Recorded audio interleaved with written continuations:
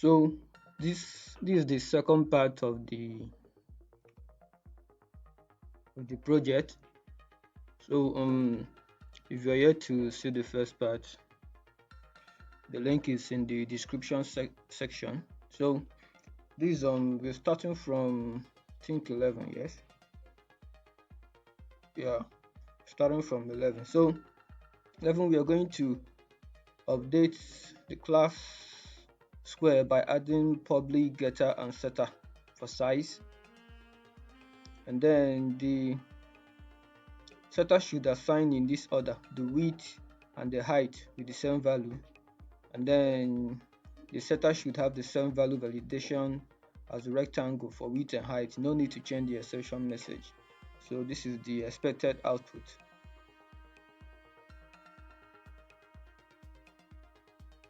So we are tuning a getter and a setter for the size, for the width and height.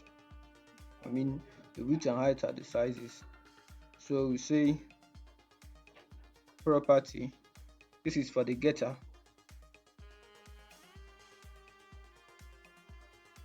see size, and then we pass in self the docs. So we are going to return the value of self.width as required. I mean we could return self.height or self.width, but for convention I believe the width is what we are really supposed to return.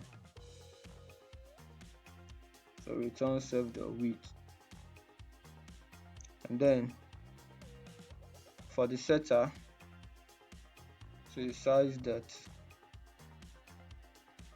setter,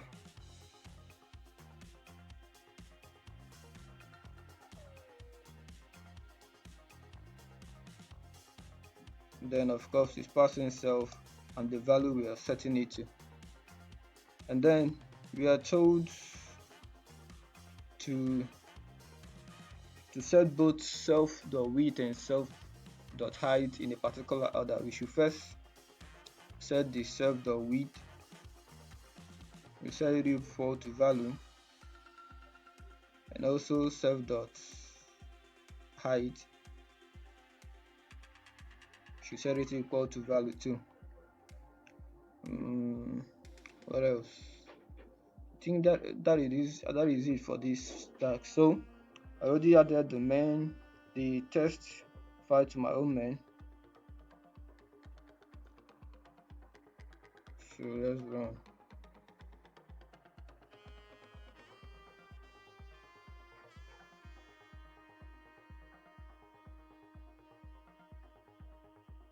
So let's go to for the 12th one. We are to update the square class by adding a public method called update. That's the same thing we did for the rectangle class. We are to use the parameters are the positional arguments and the keywords arguments. Then in any argument that is coming from this positional argument, that's the args. The first one, that's the one at index 0, is going to go to id attribute. Index 1, which is second argument, we go to size attribute.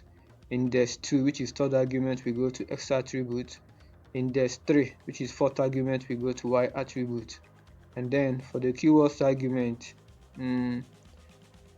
we are only to use the keywords argument if and only there is no argument passed from the positional argument, that is if it's empty.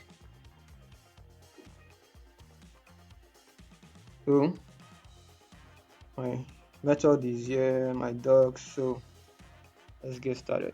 So we do it the same way we did for the other one. We only say if the positional argument is present, then we are going to loop through the positional arguments, all of the arguments. We are going to use enumerate to do it. So we say for count, which represents the index of the positional arguments, and arg, which represents the arguments itself in enumerate. So enumerate is our iterator. Of course, we pass in the positional argument. As we pass in this positional argument there, it's only going to go as long as the length of this positional argument is. If it's 5, it's only going to go about 4 times. Yeah. So once we start iterating, we say if count is equal to 0, that is if count is now at the first index, so we say self dot id will be equal to the first argument in the positional arguments. Then we say if count is equal to 1, that is the index 1 in the positional argument, which is the second the second argument. We say self dot second one should be self dot size is equal to arg. So we do the same. We say if count is equal to 2, which is like the third argument but index 2. So we say self dot x is equal to the arg, and if count is now equal to 3, which is index 3 but the positional argument is at number 4. So we say self dot y is equal to arg. So once we get to the end of this loop, we say once we get to the end of the arguments, we can say continue or say break. Okay, let's say break. And then now this is if the positional argument that is passed is not empty, so we can do this. But if it's not empty, if it's empty, we are going to say elif length of the keyword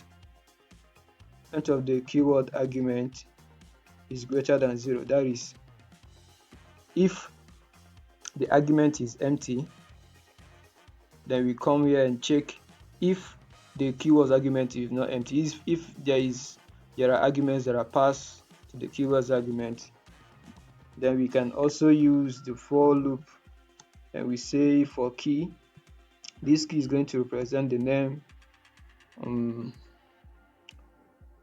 it's going to represent the key itself, the name of the value, and then value represent the item.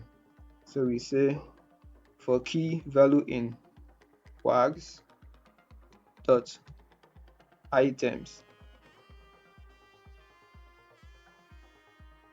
So we are going to say if key is equal to id, then we say self dot id is equal to whatever value that is associated with the key, and then we say elif if the key is equal to size, we say self dot width is equal to value, and we also say self dot height is equal to value, since both of them are of the same size. And then we say elif key is equal to x, we say self dot x is equal to the value, and then we say elif key is equal to y, we say self dot y is equal to the value that is associated with it.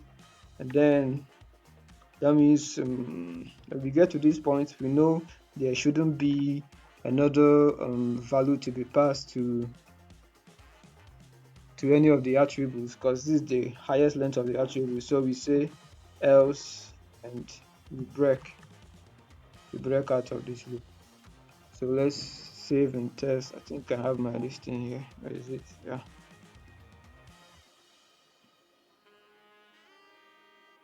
So let's save and run.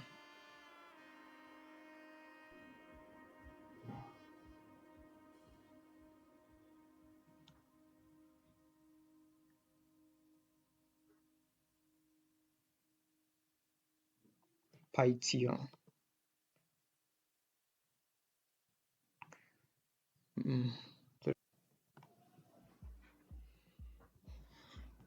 So the 13th one, we have to update the rectangle class by adding the public method to dictionary. So it's going to return the dictionary representation of a rectangle, and this dictionary must contain ID, width, height, x and y.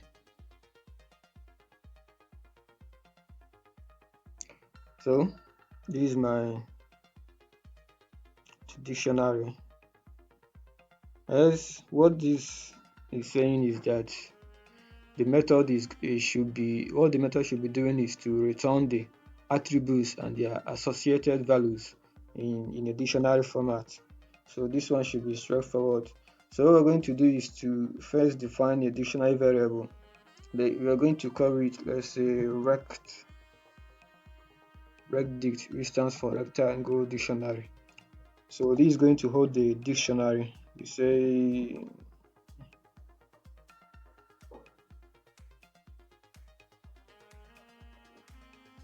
so the key ID here is going to map to the value of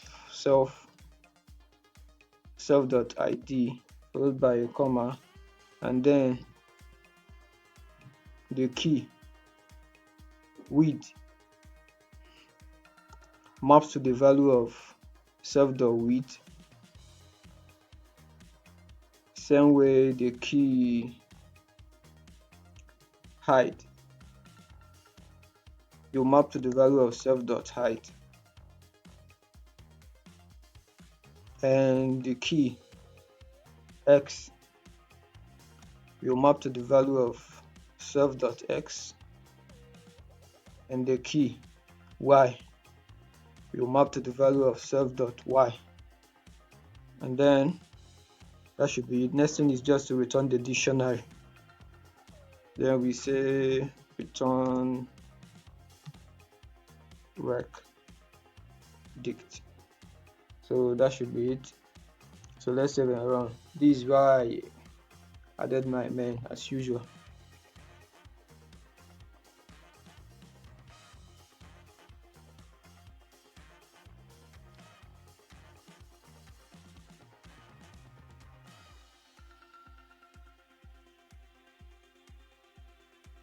Where? Oh, my bad. How did I do this? Okay, I believe I'm the only one that got this. And this happened to. Okay, one more. Let's run again. Rectangle.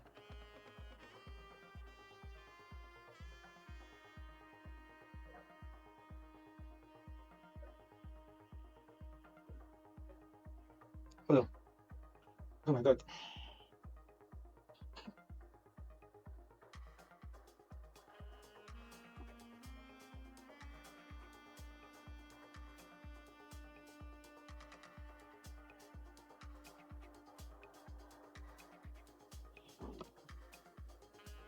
This should be the last one. There you have it. So let's see.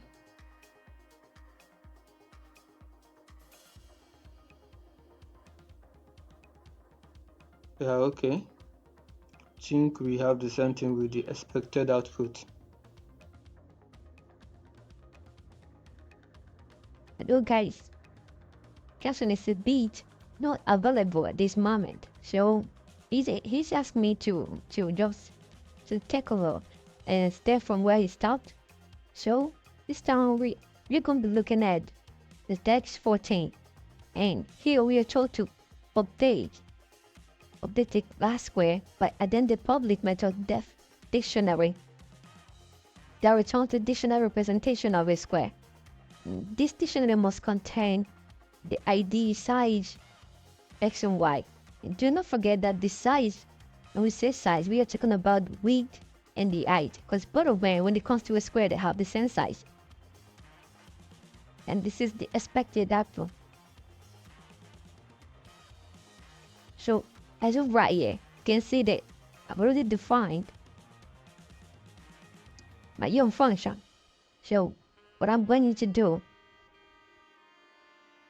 is to walk us through for us to get a potential together and see how we can represent the dictionary for the square class. So this is something that I believe has been done in the previous class, so it shouldn't be done to do it for this class. So again, we're going to define a dictionary variable called squaredict to hold the dictionary like we did with the rectangle class. And outfit. So squaredict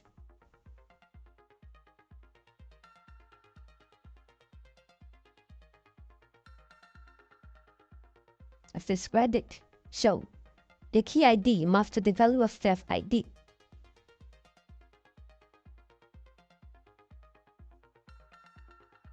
Self.id, comma.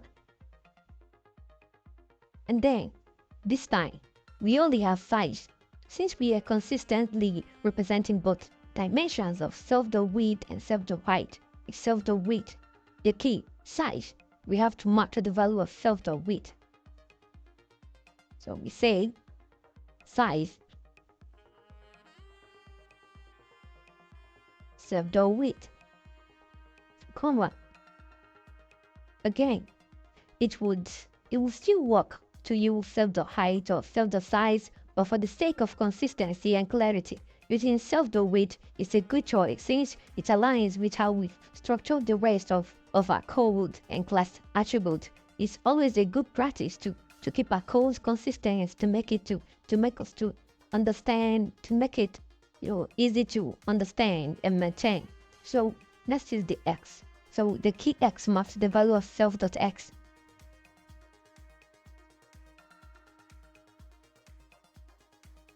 Comma. And then for the key y maps the value of y.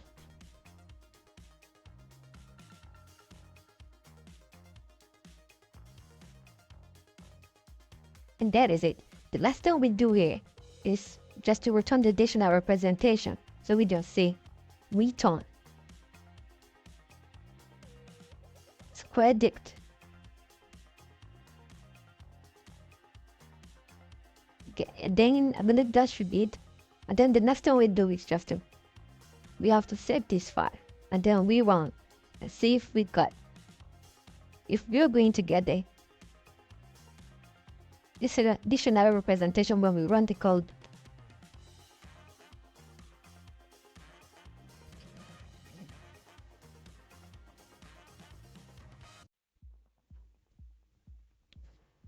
So for the 15th task, you have to update the class base by adding the static method to JSON string, and it's going to have a list of dictionaries as its parameter, and it's going to return the JSON string representation of the list dictionaries. So here we are told that list dictionary is a list of dictionaries, and if the list dictionaries is known on empty, we should return an empty string and an empty list. And this empty list is going to be inside the double quote, which means it's going to be a string representation of an empty list. Otherwise, we return the JSON string representation of the list dictionaries. So I've already created my static method.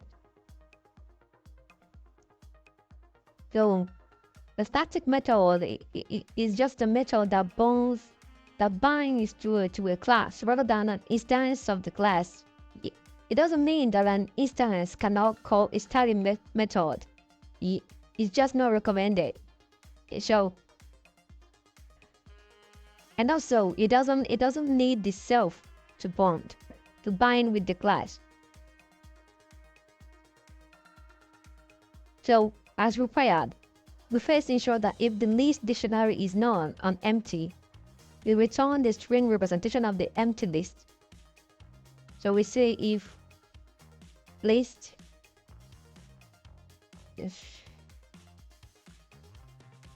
if list dictionary is none or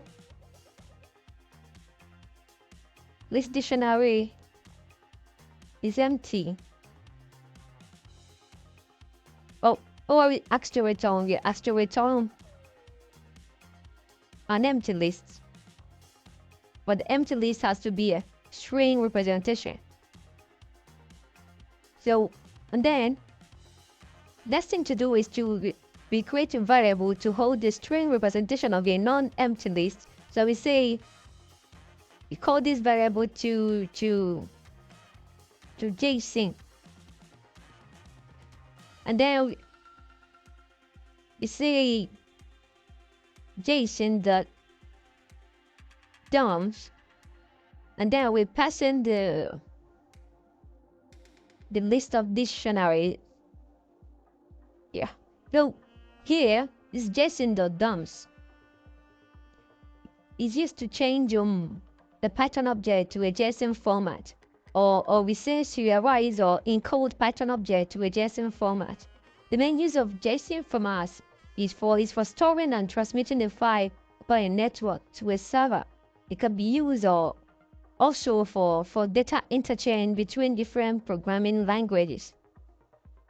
So next thing we do is after serializing the list of dictionaries, we just return the JSON variable. So we say return to JSON. And let's not forget to import JSON module, because we need to import JSON module to be able to work with it. So we say import JSON. So for this one, I think the test file to my main, just created another file for it. So this is it. Copy paste and run. There you have it. So moving on to the system. For this one, we are to update the class base by adding the class method. Save to 5. What this method does is to write the JSON string representation of list objects to a file. So list object is a file, is a list of instances who inherits from the base, as a list of rectangles or list of square instances. And then if list objects is known, we should save down empty list, and the file name must be class name.json. That could be rectangle.json, it could be square.json, and we must use the static method to JSON string, the one that we created before. Then we must override the file if it already exists. That means it has to be in the W mode. So I believe the W mode overrides anything in the file if it already exists, if the file is not empty. So this is inside my base.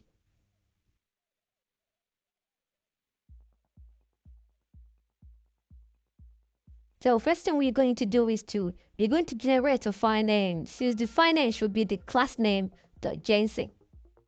So you see file name. So you're going to use string formatting to insert the class name into the file name template. So you do this dot JSON dot format. Then pass in the class name.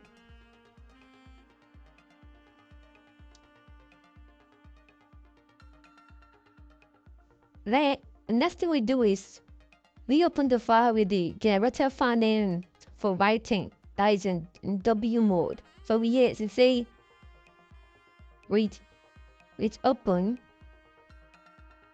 We open it as a JSON file. Then of course the file we want to write to and the mode in which we're writing, in which we want to use, which is W mode, which is for write. So as required, we first check if the list object is not. Say if list object is not,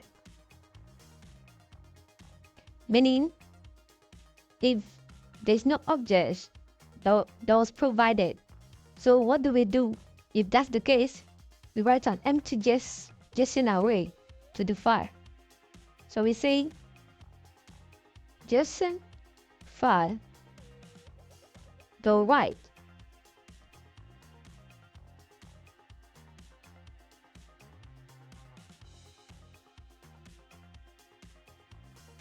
Then if the list object is not empty, if there are objects that are provided, so we say else. First thing we do is you initialize an empty list called list dictionary. Say list dictionary, an empty list, which we will use to store the dictionaries of the objects. So we start with a loop to iterate through each object in the list objects. So we say for obj in list objects. For each object in the list, we append the result to the list dictionary. That is, after converting each class of each class object to a dictionary using its dictionary method before appending it to the list. Like say this list did the append, and then we convert it to a dictionary using the method we created for the other classes. So what it does is it converts the objects into a dictionary and adds it to the list. So this way we ensure that the objects are currently serialized to JSON as the dictionary method provides a dictionary representation that can be easily serialized. This dictionary method is the one we created for the individual classes, the rectangle and the square class. Then after the loop, we use the JSON.write to write the JSON string representation of the list dict to the open file using the base to JSON string method. But this is a JSON file .write base to JSON to string, and then we pass in the list of dictionaries. So what we're using here is this method. We pass in the dictionary and we use it to serialize all the list of dictionaries.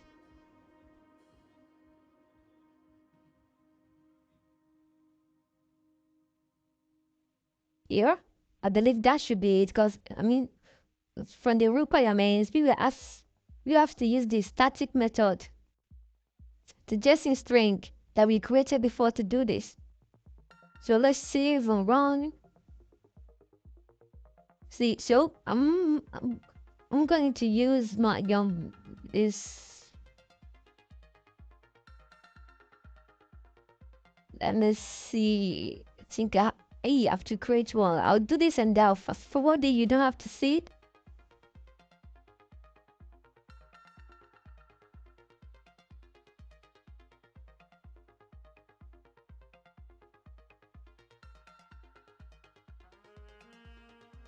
Okay. Think I already did. I do this around. There you have it. So So for the 17th one, we have to update the class base by adding the static method from JSON to string that returns the list of the JSON string representation. JSON string, JSON string, which is the parameter, is a string representation. Is a string representing the list of dictionaries. And then, if JSON string is none or empty, the wheel has to return an empty string, otherwise we return the list represented by JSON string. Okay. So I am already in some updates. Let me get this back. I need to grab this.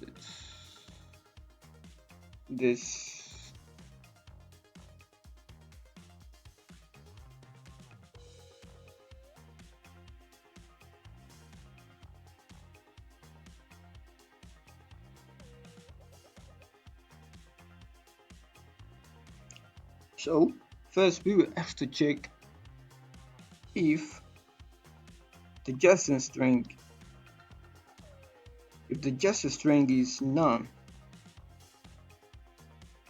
or if the JSON string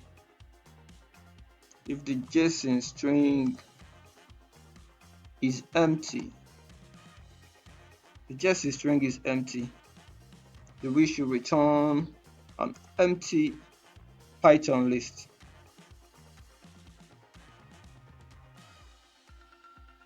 Else we should just return the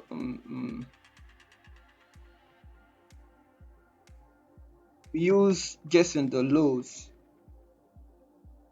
to convert this serialized JSON formatted string back to a Python object.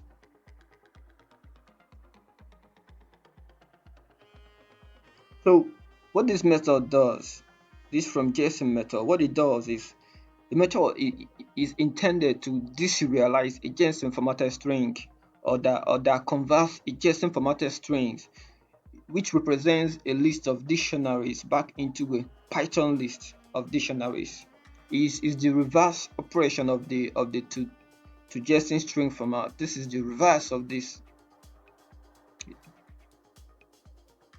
So while this one serializes a Python object, what from JSON does is deserialize a JSON formatted string representation. So this goes back to JSON, this comes back to Python object. That's what it does. So as usual, let me test this. This is the 16th one. What did that do? Oh, my bad.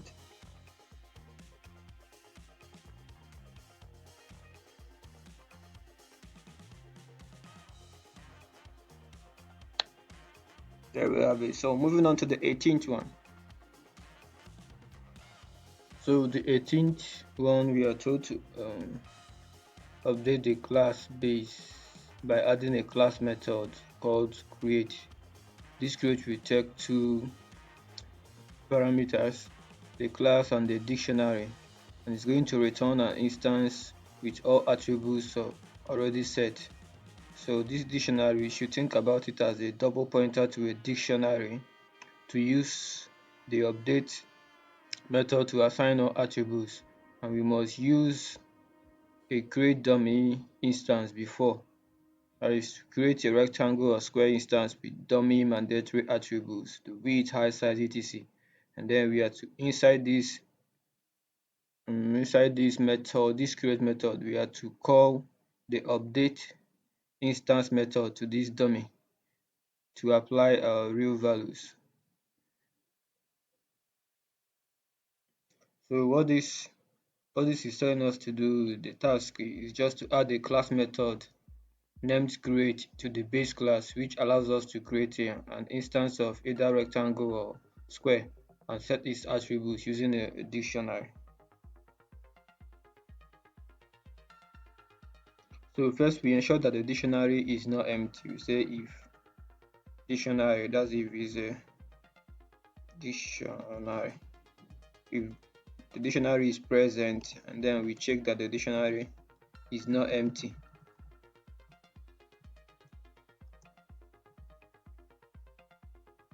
So the dictionary is not empty. And then we are told to create a dummy rectangle with default values for width and height. So we say dummy equal to class followed by the for width and height. Because when creating an instance, this is how we do it. Name of the instance followed by the instance name and followed by the values. And then that is okay. I think I forgot one step here. We are supposed to first check if, that is when the dictionary is passed, we check if the class name that comes with it, if it's coming from rectangle, if it's coming from the rectangle class. So that's when we create this dummy instance and then pass it the default values of width and height, which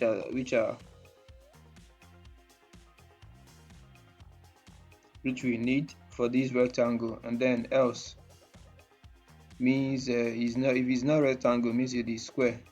So we also create a dummy square with default value for size, which represents the width and height. So we say dummy equals to class person1, which is the size, which represents the width and height. And then as requested, we use the update method to apply the values from the dictionary. So we say if it's dummy dot update, that is we call the update method from the subclass which could be rectangle or square. And then we pass in the dictionary, and then we return the dummy. So using a dummy allows us to create an object and then set its attributes dynamically based on data. The dummy instance, it serves as a template or a starting point, which we later modify to create the final object. Let me use this to explain of this. So what's happening here is, first we've created an instance of rectangle called arrow1, and then here we call the dictionary to convert the instance to a dictionary. We call the dictionary method, and then we create another instance of rectangle by calling the create method. We know that inside the create method we use the update method. So what we are doing here is passing arrow1 to arrow2, thereby updating arrow2 with all the same values, as arrow1. So we used here, we use dictionary method to convert arrow1 to a dictionary, because the created method only takes a dictionary. The create method, this method is only takes a dictionary as input. So this dictionary is passed to the create method. Then the create method itself, we now inside these checks is going to look at the class name and check if it's rectangles. But what we created here is rectangle, so it sees that is rectangle, and then it goes and updates, and it calls the update method and passes the dictionary to it, and then it returns the new instance of the provided class. So in other words, since arrow1 has this value, and here we converted arrow1 to a dictionary using to this method, and then we pass arrow1 to arrow2, but by calling rectangle.create method. So what this does is it just takes all this value and use the update method inside this create method to update the value of arrow2 to the same values of arrow1. So when we print this, we are going to get the same values for arrow1 and arrow2, and then which here we are checking is arrow1 same with arrow2 is going to return false. Just the same thing is going to return false. So let's run it and see.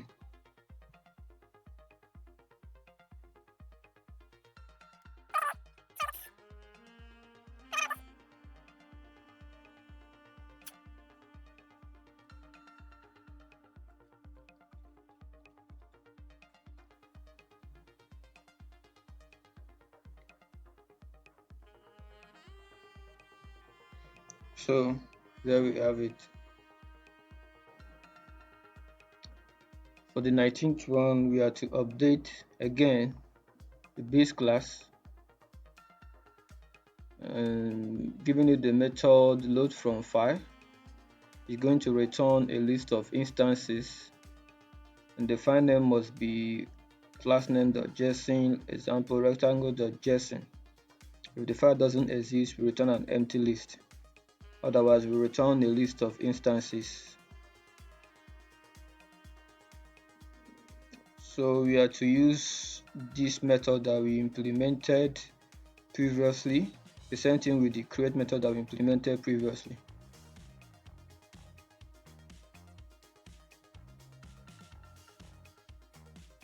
Okay. Let me get this out of the way.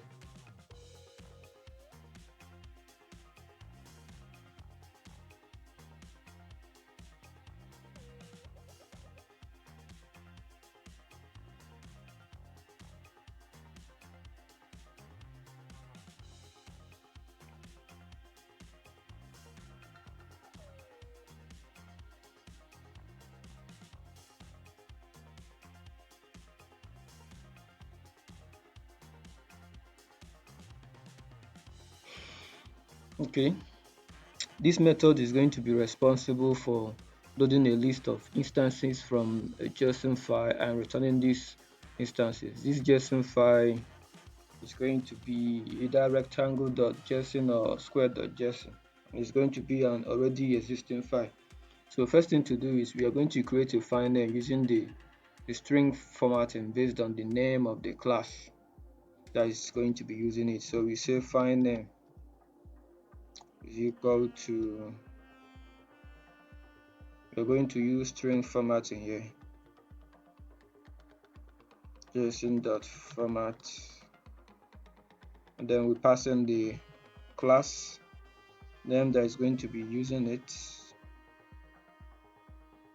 and then you're going to use try and except to check if the JSON file with the generated file name exists. So we say try. If it doesn't exist, I'll just get this out of here. to find not found error. So if we come across this error, we are told to return an empty list. So back to this one. So we are first going to open the file name. So we say with open as JSON file. So pass in the file name, which we've already generated, and then we pass in the mode, which is what we want to do is read mode. We want to read the file. So since the method is for loading a list from a JSON file that already exists, we will create a variable to hold the instances read from the open JSON file.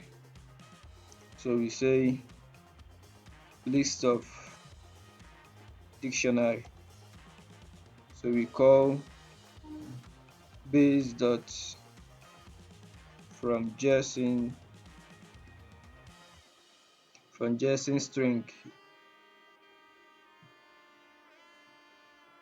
and then we pass in the JSON file followed by the read function, because what we want to do is to read.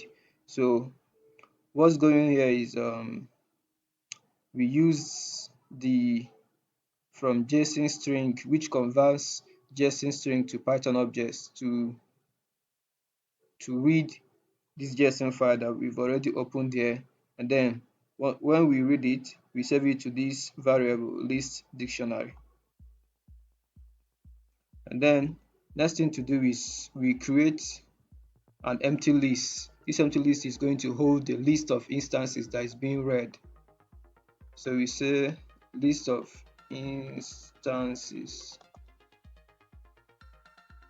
and then next thing we are going to do is we're going to loop through the list of dictionaries that is converted to Python object. That's we are going to loop through this list. So we say for D in the list of dictionaries. So for each dictionary, we are going to use create method to create an instance of the class.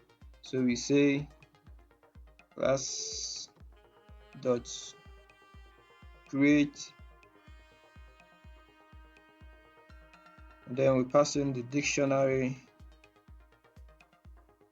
and then we have to append each instance of the class that is being created to this list of instances, this empty list. We have to append it to it. So we say list of instances dot append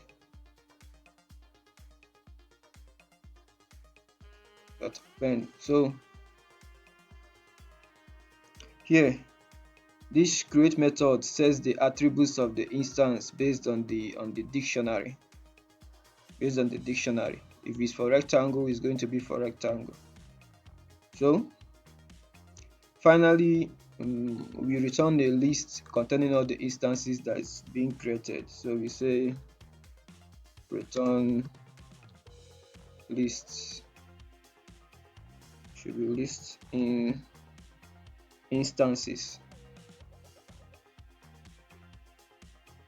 So for this except file not found, if the file does not exist, is going to return an empty list because there are no instances to load.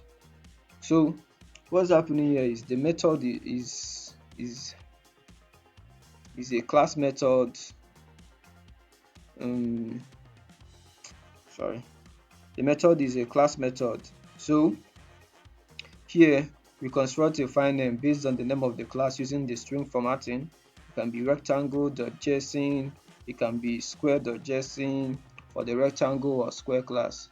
So next is we attempt to open the JSON file with the generated file name for reading. If the file does not exist, we use a find not found exception and return an empty list because there are no instances to load. If the file exists, we read the content of the file, which is expected to contain JSON strings representing the dictionaries.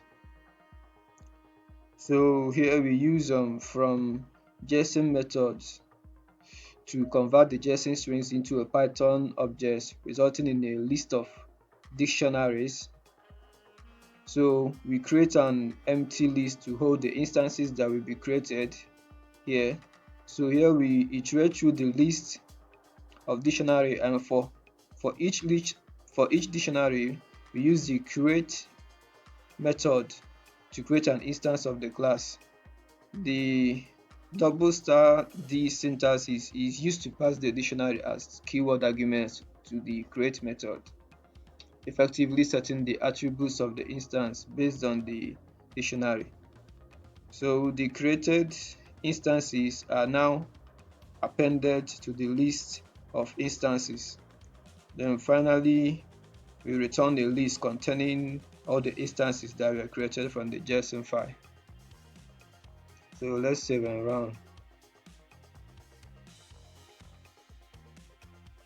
I have this one available. Oh, okay. So this should be 18 member file.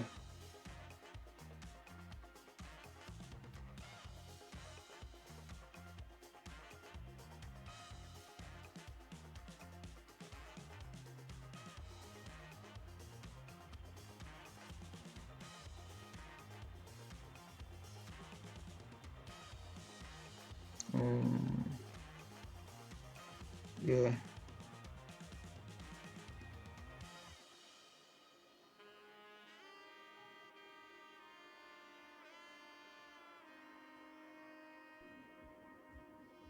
Something is wrong. Maybe let me see.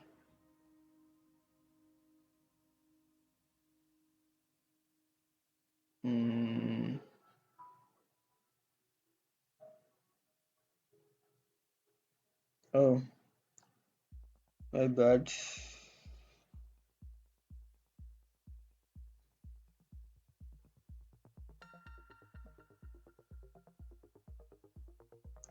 Say as class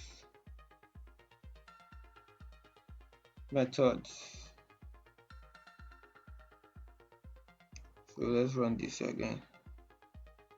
Having an issue.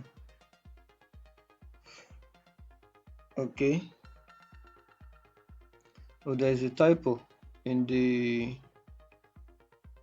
just this one based up high. Let me see. This one, the previous one.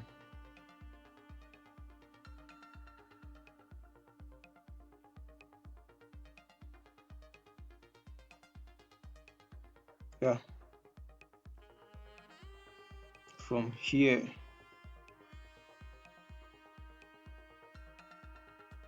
Didn't see it before. Let's clear and run again. So here we have it.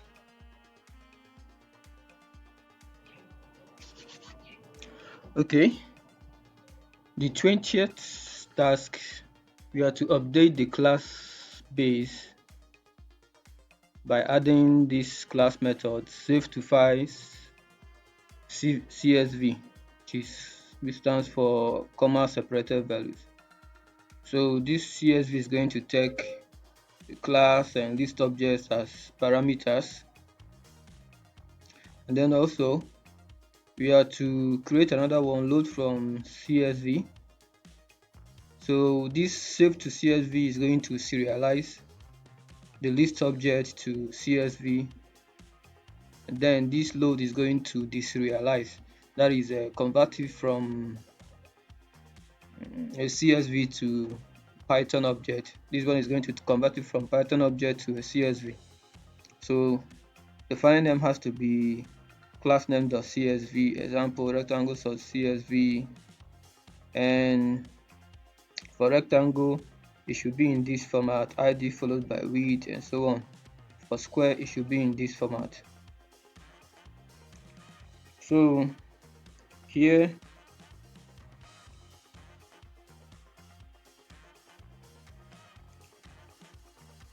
just let's start. So first thing, as we always do, is to construct a file name for the CSV file based on the class name. So we say file name is equal to the JSON,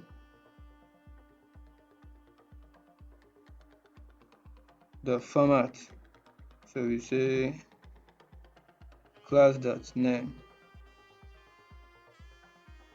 and then we are going to open the file specified by file name in write mode W, which is for write mode. So we say with open as CSV file,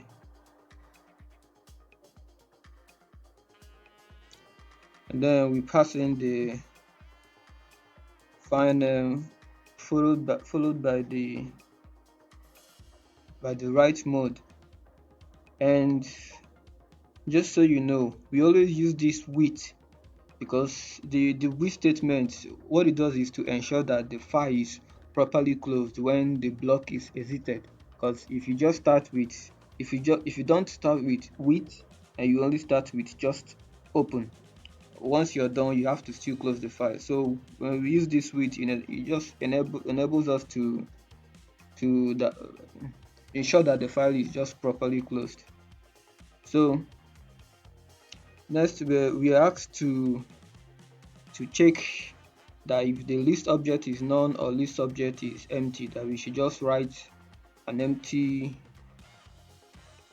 a string. I think it's a string representation of an empty list to the CSV file. Yeah, say list, if list object is none, or list object is empty. We should just say CSV file dot write. Yeah. So then if it's not empty and it's not none, so we say else. Next, we check if the name of the class is rectangle, so that we can set the appropriate field name. We say if class name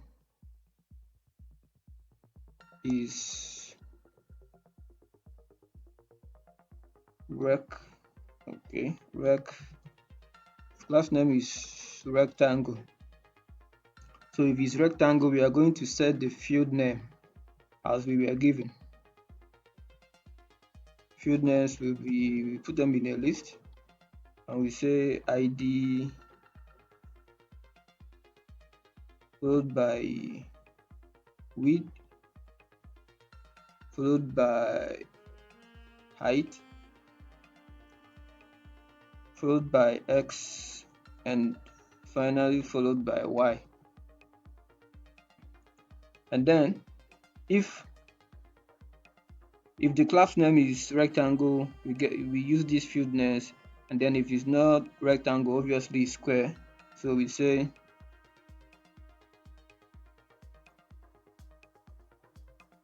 field name is equal to a list. So we say ID, okay,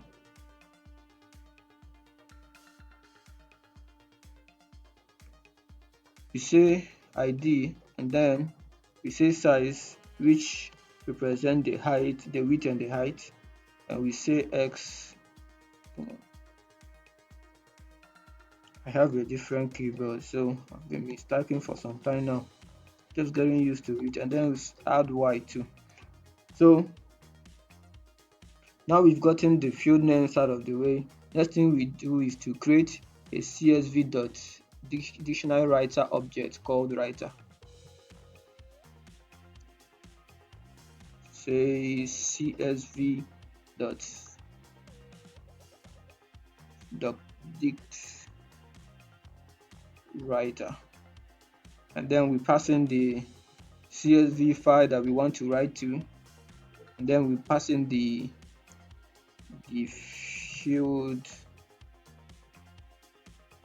field names. So it should be field names should be equal to the field name. Okay, this field name is an optional parameter, and then we make it we assign it this field name that we created here. So next thing we are going to do is to iterate through the list of objects in the list objects. So we say for objects in list of objects. So now that we are iterating through the list of objects, what we are going to do is for each object, we are going to first convert it to the object to a dictionary using the dictionary method that we created earlier, and then write the dictionary as a row in the CSV file using writer.writeRow method. So for each one, we are going to use writer, which is this object that we created here, dot write row, which is used to write a row to a CSV file. So before we write this row, we have to convert the object to a dictionary. So we use the dictionary method,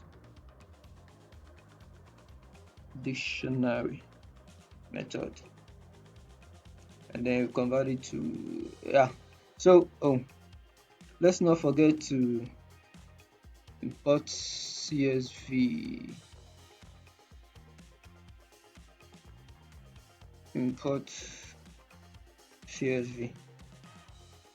Okay,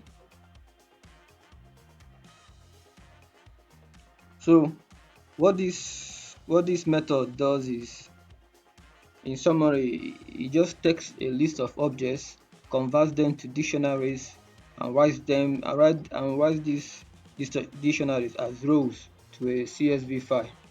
The choice of the field names for the CSV file depends on the class name, whether it's rectangle or square. Then it provides a way to serialize and save objects to a CSV file for later reuse, just like we did with the is it to JSON or something, that converts Python object to JSON, and then we use the other method to change it back to a Python object. So next we are going to write this method to deserialize the CSV file.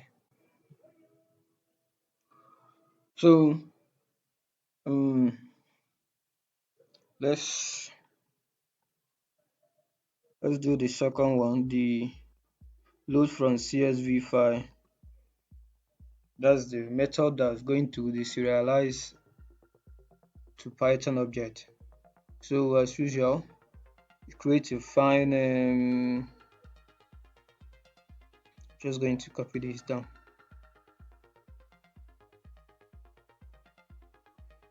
Then we are going to use a try block to handle potential exceptions.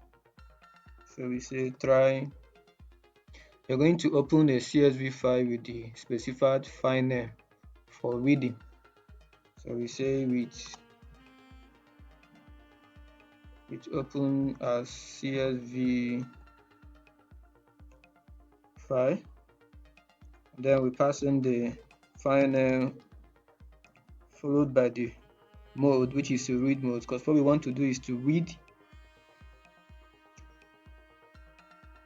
And then we check if the name of the class is rectangle. If it's rectangle, we set the field name. So we say if class the class name is rectangle, we set the field names. First one should be ID,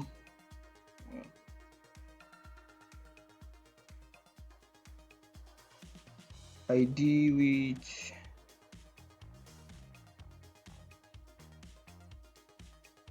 height,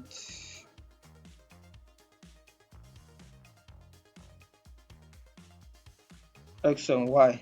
Then the class name is not rectangle, it means it's square, so we set the field name too. Say field names. First one is ID, then size, then x, and then y. And then just like we did before, previously we used this is what we used here. Where is it? CSV.writer. So this time, since we are reading, we are going to use CSV.reader. So we use CSV.dict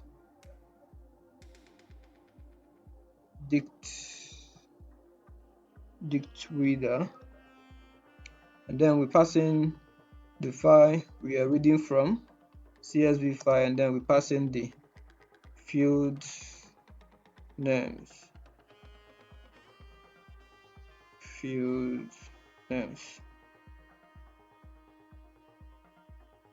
So again, next thing we are going to do is we are going to initialize an empty list to hold the dictionary with converted values. You still see why we need to convert the values. So we just say new list dict equal to an empty list, and then we are going to initialize an empty dictionary to hold the converted key value pairs. So we say converted dict equal to empty dictionary. So then we are going to start a loop to iterate through the dictionaries in the list dict, or the dictionary is in here. So we say for D, which represents each dictionary in list dict. So now that we are iterating through the list of dictionaries, what we are going to do is to iterate through the dictionary, each dictionary, iterate through it. So we say for key, because we want to get a hold of the values, for key value in dictionary, each dictionary dot items.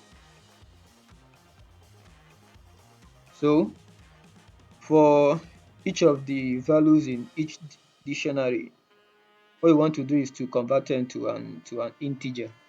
So we say converted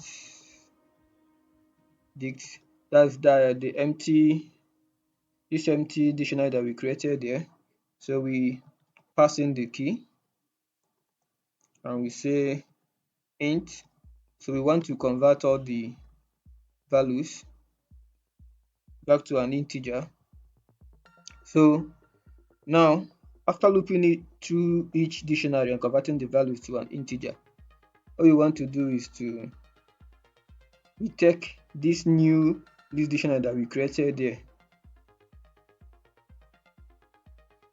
We take it and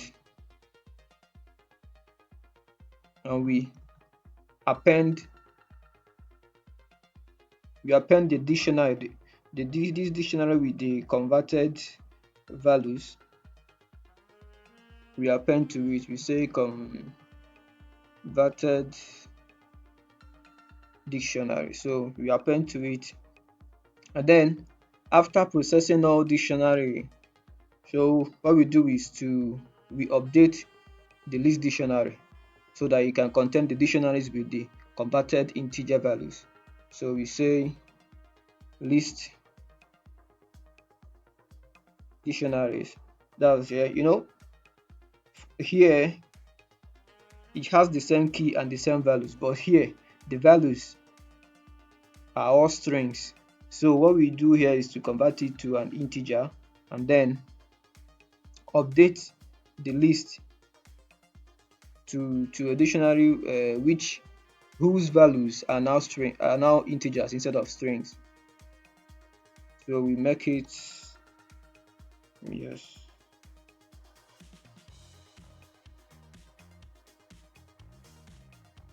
Now, so what we've really done here is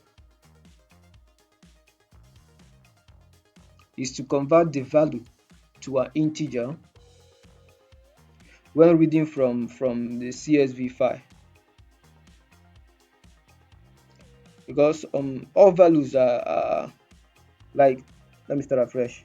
When we are reading from a CSV file, all values are treated as strings by default.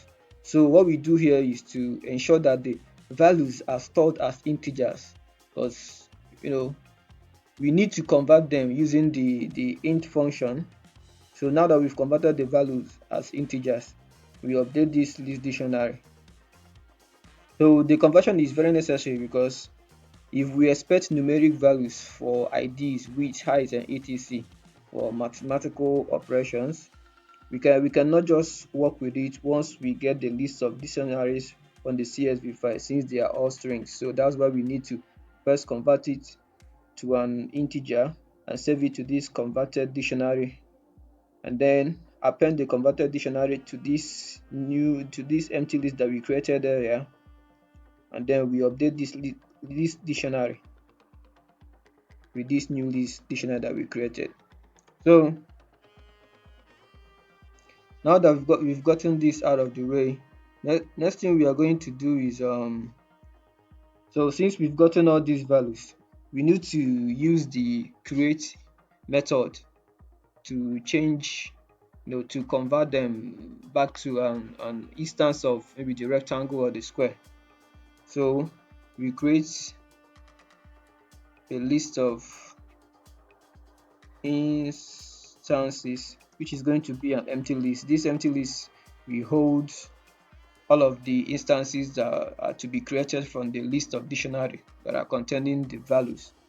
So again, we look through the list of dictionaries because now they contain integers as values. So we say what we are going to do for each dictionary we come in contact with, we call the class dot create method, which we all know that it takes the values passed to it and use it to create an instance of a class. And then for each one that we create an instance, what we want to do is append into the list of instances.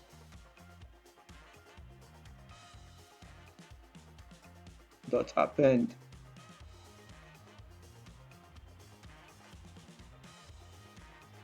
And then after appending, we just return the of list of instances. So let's not forget the except part. Except, I guess it's found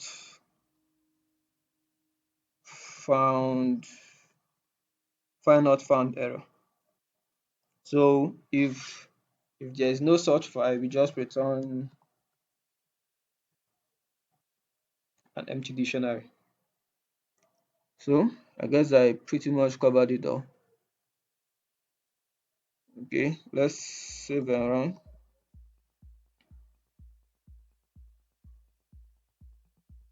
and should be which one? Yeah,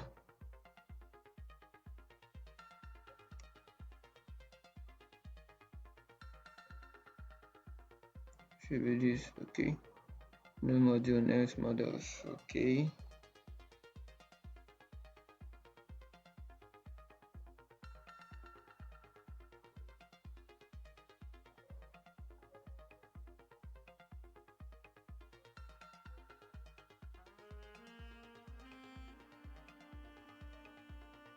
Let me see. Accept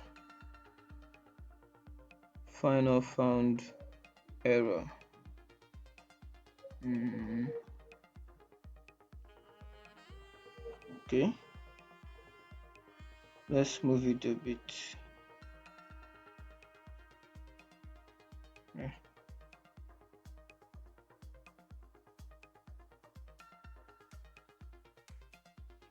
What else? CSV dot 105.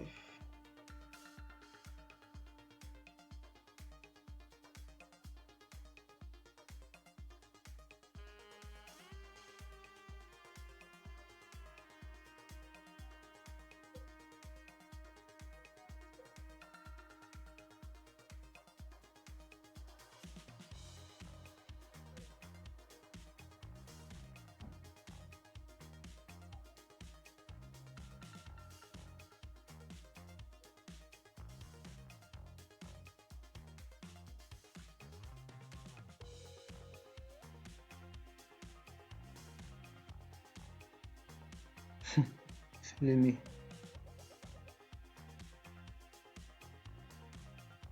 field names.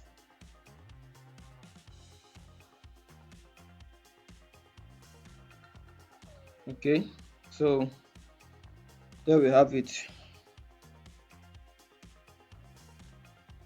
And finally, for the last one, 20th one. So we update the class base by adding static method called draw. So this draw, we're going to use it to open a window and draw all the rectangles and squares.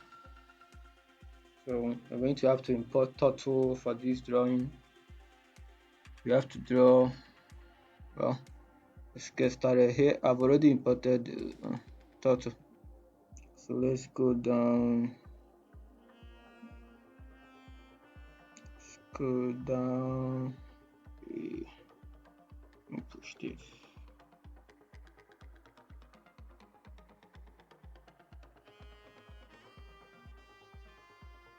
Ah, so so I believe by now you must have gone through this Turtle module. So you must, let's just start. First, I'll start with by creating a Turtle object called dot. Call it dot. Say equal to Turtle dot Turtle. Then I need to let's cause for each step we take, we need to actually run it. But if we run it, it's just going to flash and leave the screen. So to prevent that, we say this. Say Turtle dot exit on click. So it won't just be giving us a flash and leaving the screen. It can only leave when we click on the screen. Now that we've created a Turtle object called Turtle,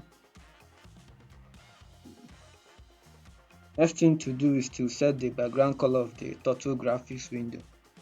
I'm going to set it to a bluish color.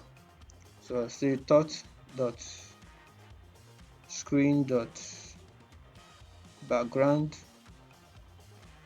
color. I'll change it to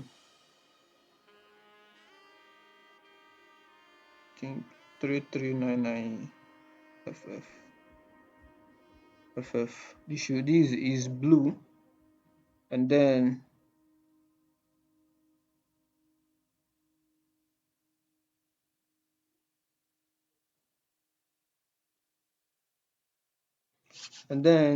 I'll pick the pen size of the turtle pen. So say tut dot pen size. I'll pick 4. You can go ahead and pick anything of your choice. Same thing with the background color. You can always search for the Heza codes of the different background colors. So again, come on. Again, I'll set the shape of the turtle to turtle, which makes it look like a turtle icon. Say tut dot shape.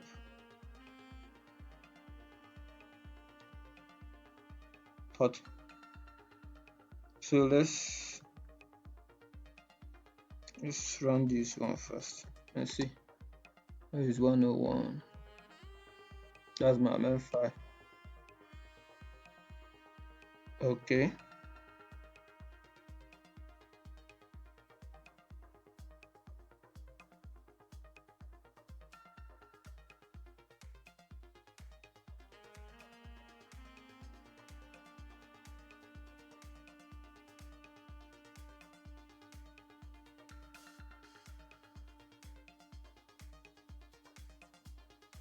Did I mean hit on click? Yes, that's what I meant.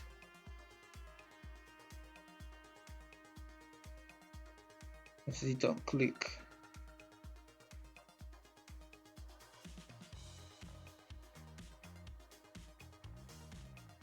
Again,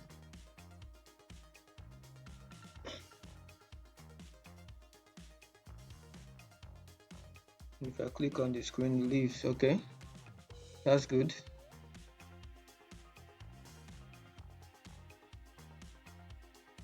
So the next thing is we are going to draw for the list of rectangles. So we look through the list of rectangles. We say for rect in list of rectangles, that's this list. So we make the turtle visible by saying tut dot show turtle, and then we lift the pen up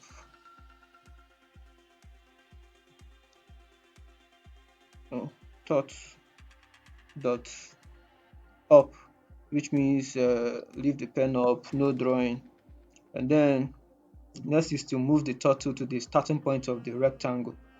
So we say tut dot go to rect dot x, which is the x value, and then rect dot y. And then after this we do tut down, that is to lower the pen, which means we are ready to draw. Tut dot down. Let's check this. There. Okay. And then next thing we are going to do is we are going to loop twice to draw the rectangle. We say for range, we are going to loop twice. And now that we've looped twice, so we are going to move forward by the rectangle's width. That is, we say tut dot forward. Then we pass in the rectangle's width. Okay. Should we save? Let's write. Let's Okay, we are going to turn the turtle left by 90 degrees. That is making a right angle. Thought dot left.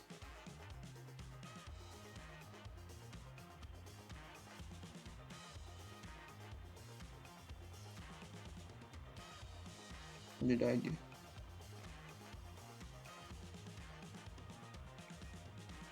Oh, thought the left will move 90 degrees. So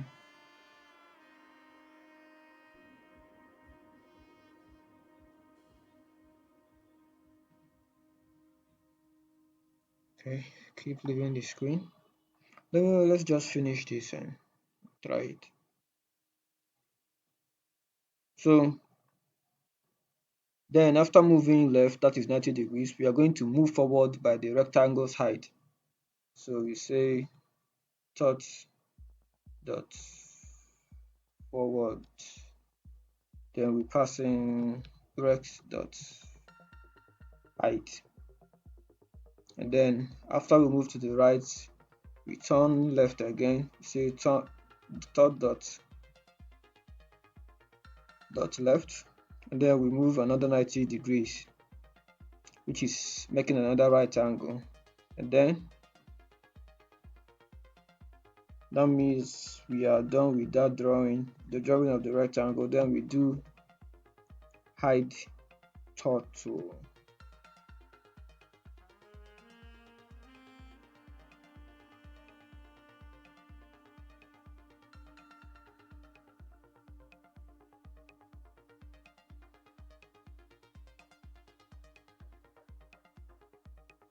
That's for the rectangle.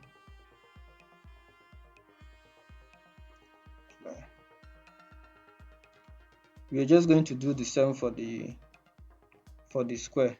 It's just the same thing. Only thing we have to do is just to change the x-axis and the y-axis, and then the width, the height. That's all. So again, what we do is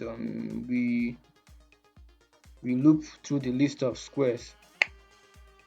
Say for SQ, squares in list of squares.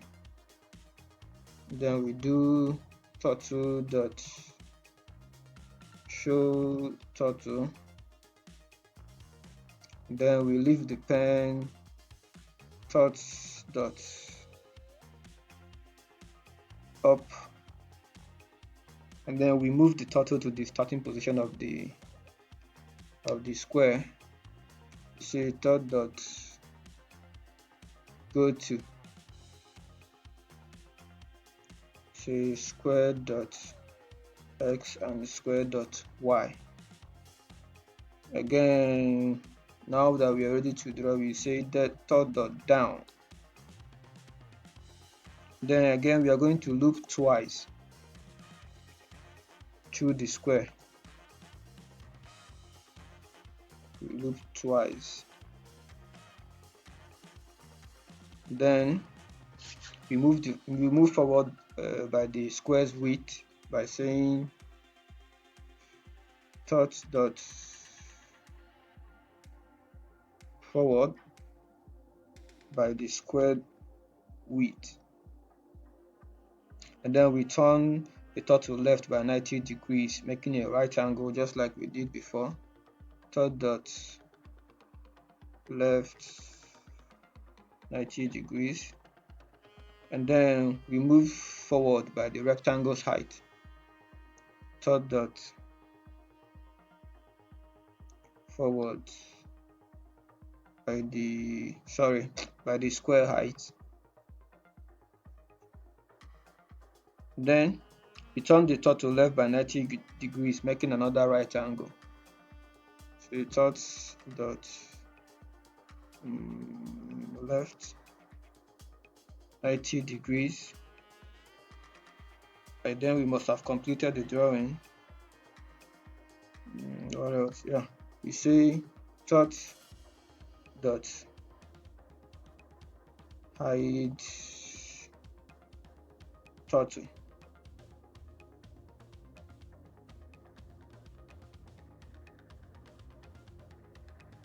Oh, this not supposed to be, supposed to be.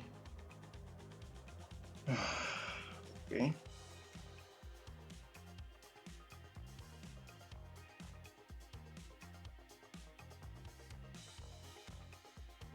And let's remove it from here.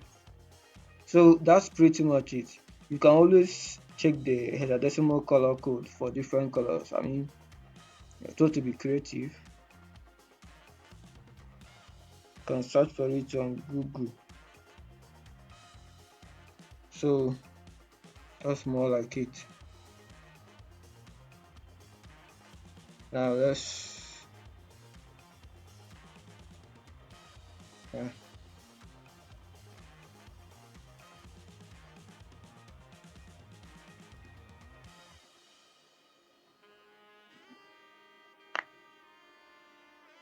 Okay.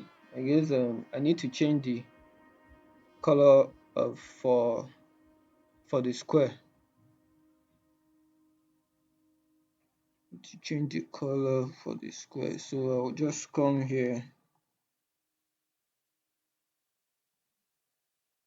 and say touch dot color, and I'm going to use yellow. I've already searched for this, so I'll use yellow. Yellow is,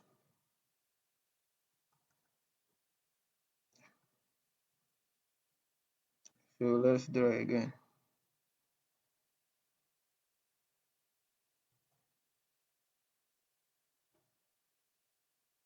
It switches to yellow for the square, and that is it. So guys, please like and subscribe.